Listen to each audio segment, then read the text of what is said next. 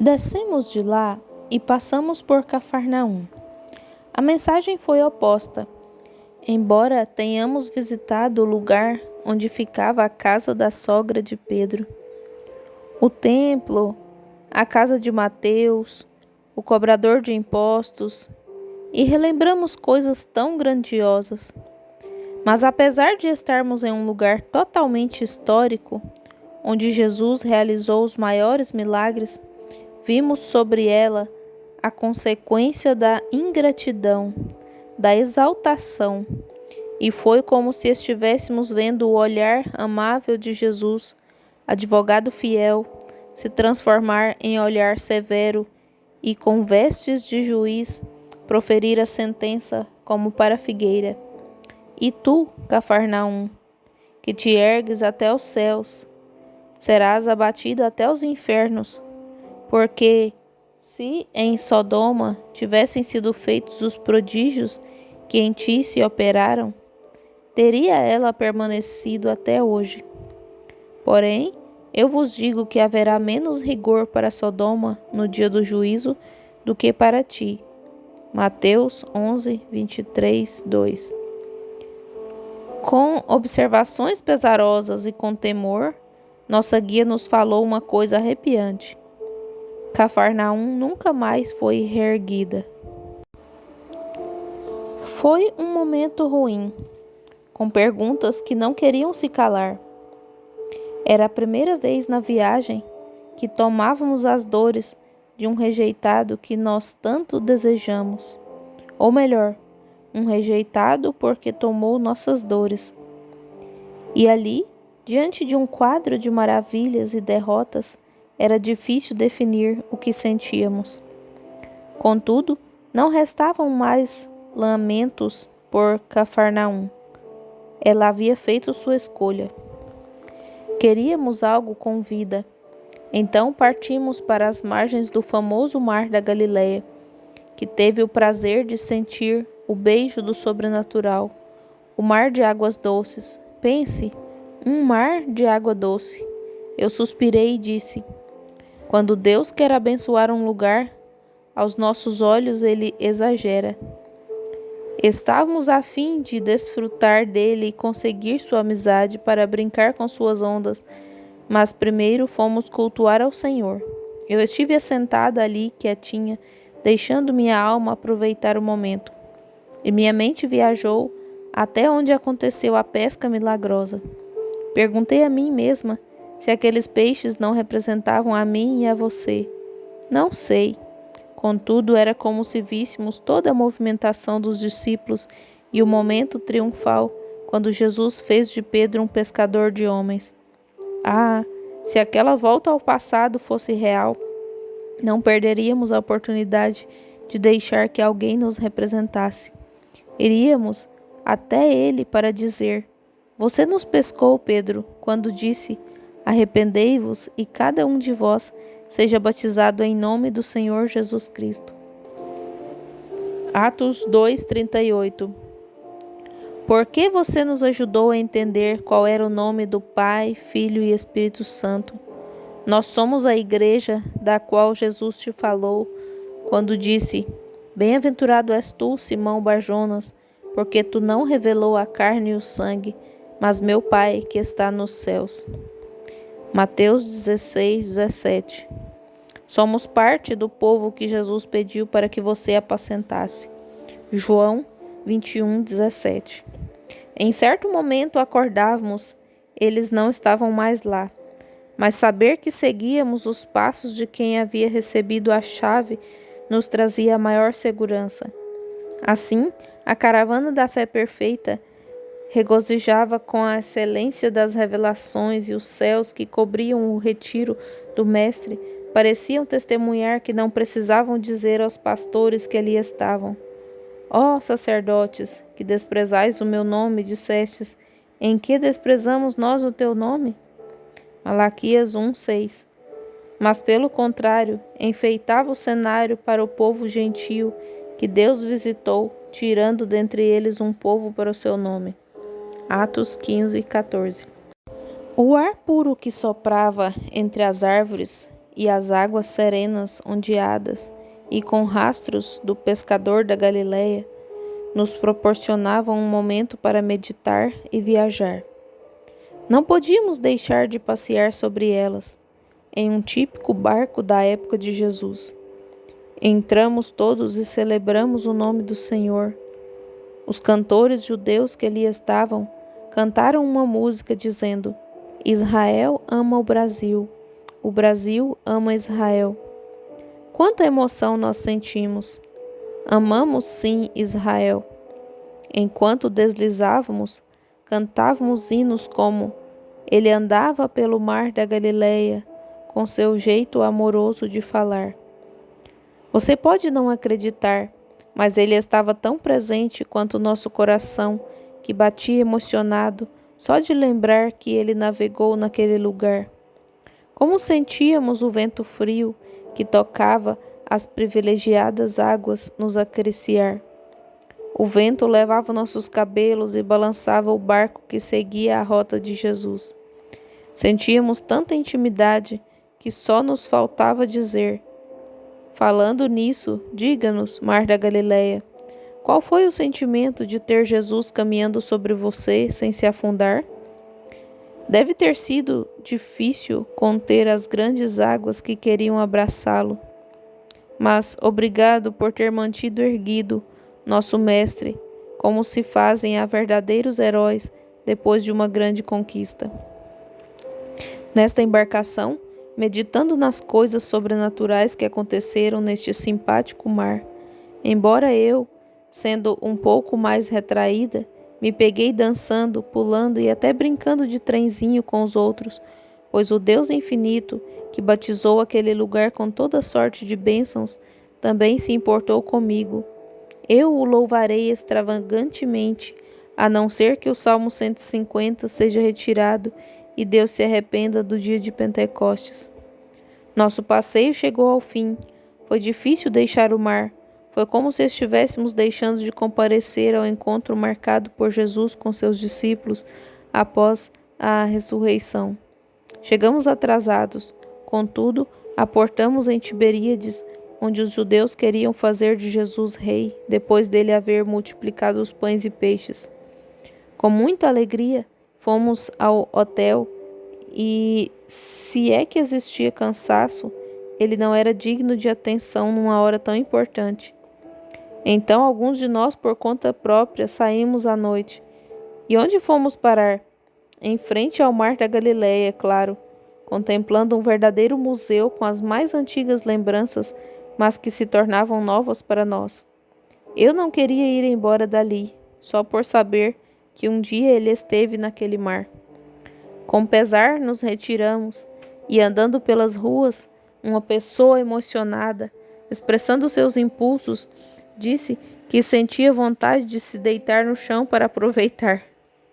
Entendemos que não era propriamente o lugar, mas sabíamos que tudo aquilo que nos fazia esbanjar paixão, deixando sair pelos nossos lábios palavras que para muitos poderiam ser de difícil compreensão, era porque estávamos provando que na presença do Senhor há abundância de alegria. E se Ele se faz presente quando amamos ou honramos qualquer coisa que nos faz lembrá-lo, e quando falamos a seu respeito, então estava explicado. Estávamos vivenciando o que experimentaram os discípulos de Emaús, que iam falando sobre ele, e o mesmo Jesus se aproximou e ia com eles. Lucas 24:15. Deve ser por isso que a emoção era tanta. Falávamos demais mesmo. Marcamos uma viagem para falar, relembrar. Estava bom demais. E olha que nem havíamos chegado a Jerusalém ainda, a cidade deste grande rei. Nesta réplica da jornada para a glória, relembrávamos histórias como as de Elias se escondendo por causa de Jezabel e dele chorando sobre o pé de zimbro, pois era a nossa história também, e tentando buscar confortos, rastros que pudéssemos seguir, veio à cena o grande triunfo de Elias no Monte Carmelo, e nos levaram até lá. Foi um novo oxigênio. A calma do lugar fazia nossa alma descansar das complicações do casamento de Acabe com Jezabel e suas provocações. Vivíamos intensamente o momento de prazer, assimilando as Escrituras, e as perseguições ficaram para trás. Quase podíamos dizer que estávamos no Monte da Transfiguração. O verde, como sempre, trazia a esperança de vida. O nosso momento de glória também era chegado, não apenas por causa da viagem, que poderia ser como as outras, e já no início fomos advertidos: quem fará a viagem será você. Mas vimos que, através dessa jornada de duplo sentido, Deus tinha um propósito soberano. Quanta bondade Deus nos concedeu em deixar nossos olhos contemplarem o lugar onde caiu fogo sobre o altar de Elias, e aumentou o nosso desejo de pedir: manda mais fogo, Senhor. Nosso guia, um judeu messiânico, advertiu que antes que o fogo descesse sobre o altar, Elias teve que consertá-lo, e ele foi ao ponto mais necessário, de consertar com os irmãos. Andamos para lá e para cá, observando tudo quanto encontramos, um acúmulo de pedras no chão, e tivemos a sensação de haver encontrado vestígios do famoso altar de Elias.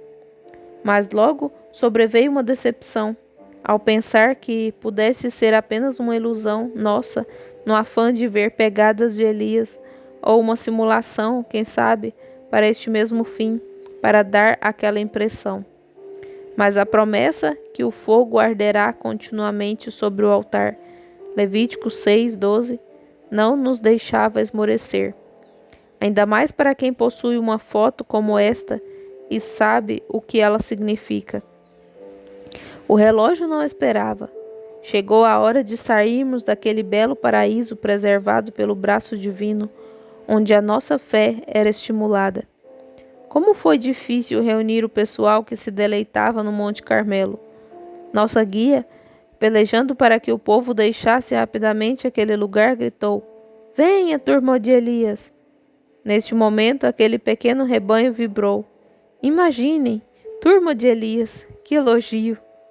Confortados, deixamos aquele lugar, pois estávamos crendo que recebemos um Elias para fazer descer fogo do céu, ressuscitar o filho da viúva, multiplicar o azeite e enfrentar Jezabel. Enfim, a cada momento tínhamos a confirmação que já havíamos recebido o galardão de Elias. E sendo assim, impossível não pensar nas 5 manifestações do Espírito de Elias na terra. Sendo assim, o Rio Jordão não poderia ficar de fora. Íamos agora meditar um pouquinho no ministério de Elias, Eliseu e João Batista. Mas pensar no batismo sobressalente, a vontade de se assentar e chorar, apenas chorar, em um estado de surpresa ao se encontrar frente a frente com a misericórdia, como João quando exclamou: eu que careço, no entanto, vens a mim.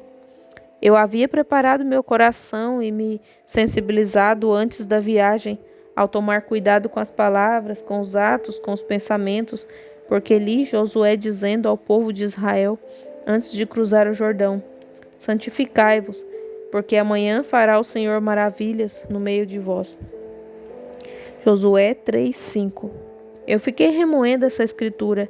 Se o povo de Israel teve que se santificar antes de cruzar o Jordão, por que eu iria de qualquer maneira a lugares dados por Deus ao seu povo?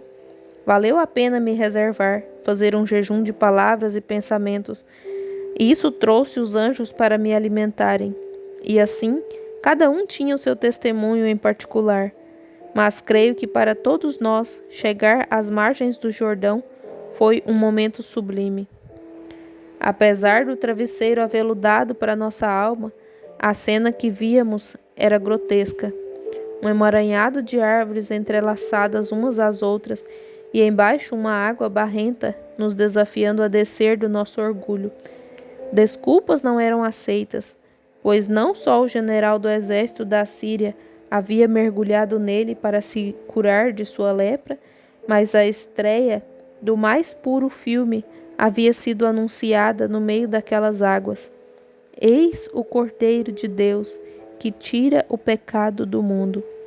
A cena repetida milhões de vezes do rei que desceu de sua glória entrando naquelas águas sem aparência cristalina para ser batizado, lavava o nosso rosto quando a voz anunciava: Este é meu filho amado, em quem me comprazo habitar.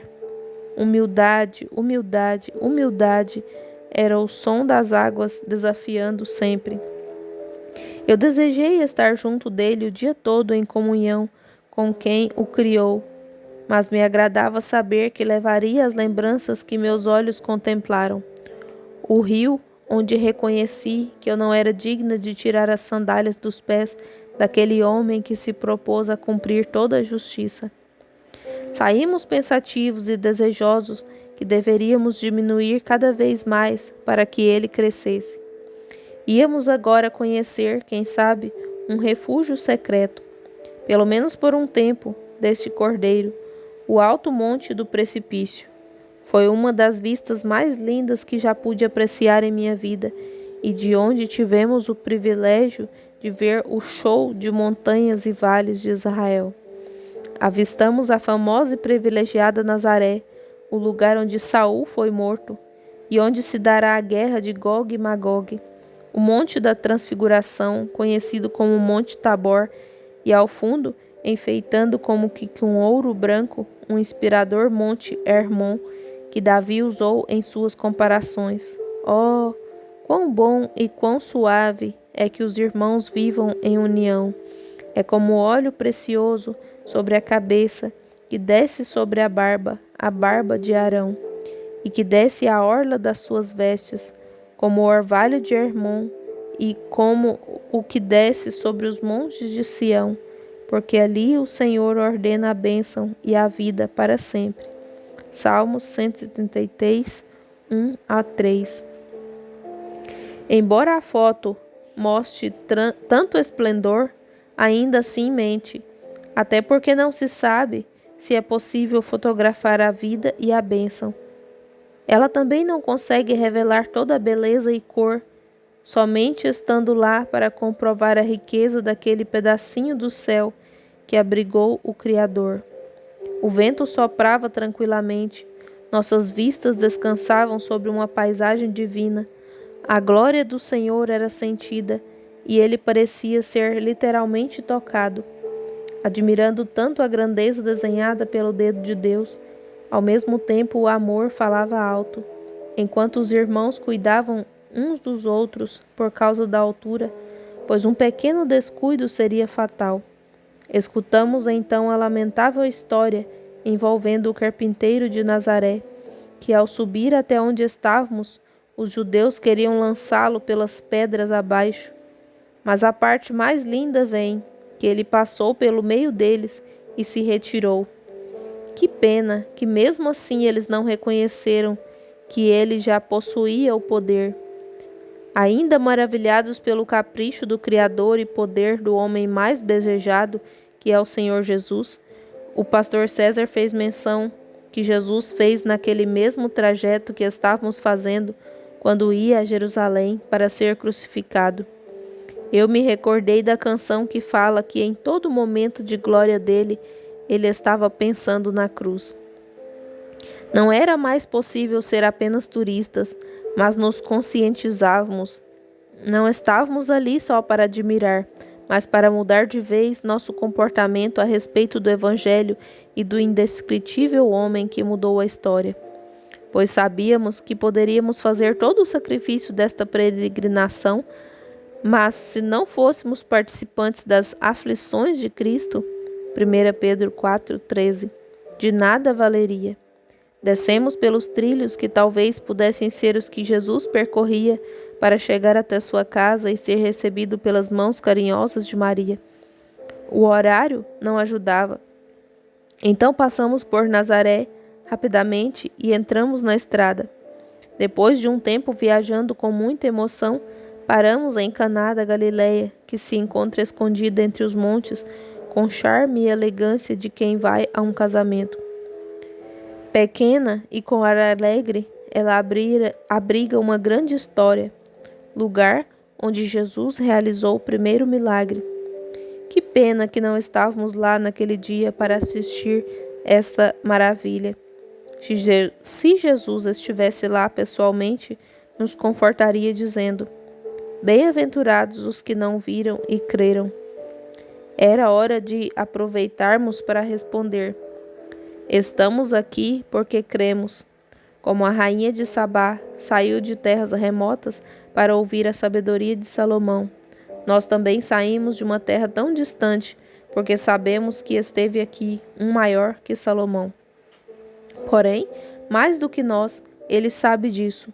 Não o vimos transformando água em vinho em Caná da Galileia, mas o vimos transformar nosso viver, o que pode não ter acontecido com muitos daqueles que tomaram daquele vinho.